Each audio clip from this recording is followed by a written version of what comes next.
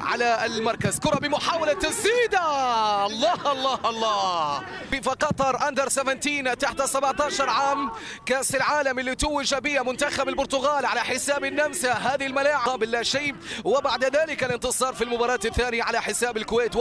شاهدنا أيوب العلوي. هذه الأسماء الأربعة التي تغيب عن قائمة المنتخب عبر بطولة كأس الخليج وحاضرة في ماني. كان على حساب البحرين أيضا، حقق اللقب المنتخب السعودي على حساب البحرين في مرتين، منها في عام 2008. كرة ملعوبة عالية طويلة بالرأس موجودة، تصل هذه الكرة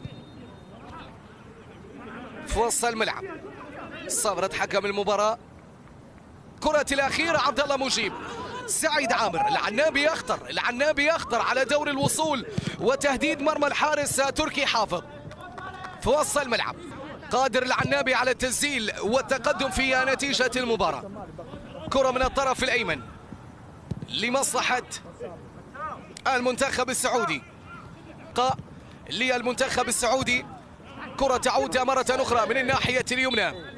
خطايات بصفرة محمد الهرمودي لهذا اللاعب صاحب الرقم 12 فرحة الشمراني مع أحمد رياض، لاعبين على مستوى الصراعات البدنية. ونبي تحولت للطرف الأيمن لعناصر المنتخب السعودي. تقدم الأمام شابي في هذه العرضية الموجودة من فضاء يلتقي في العلم بالرياضة لينتج نجوما يعرفهم العالم.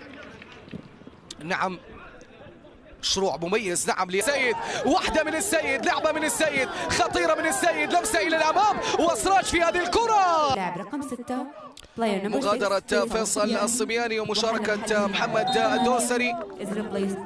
بداية مجريات الشوط الأول.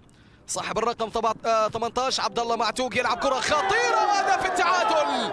هدف التعادل برناوي. لكن الهرمودي من الإمارات ومحمد المزمامي أيضا من الإمارات، عمر سالم الحداد من اليمن ومحمد باصالح المتواجد أيضا من اليمن.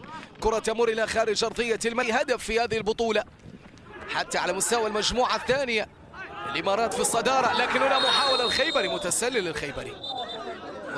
الخيبري. دوهل يعود باتجاه الغامدي، مرور من الغامدي، تمريرة باتجاه فرحة إلى دوهل إلى فرحة يعود بالكرة إلى دوهل. هذه العرضية الموجودة. بسام هزازي يلعب كرة إلى فرحة الشمراني.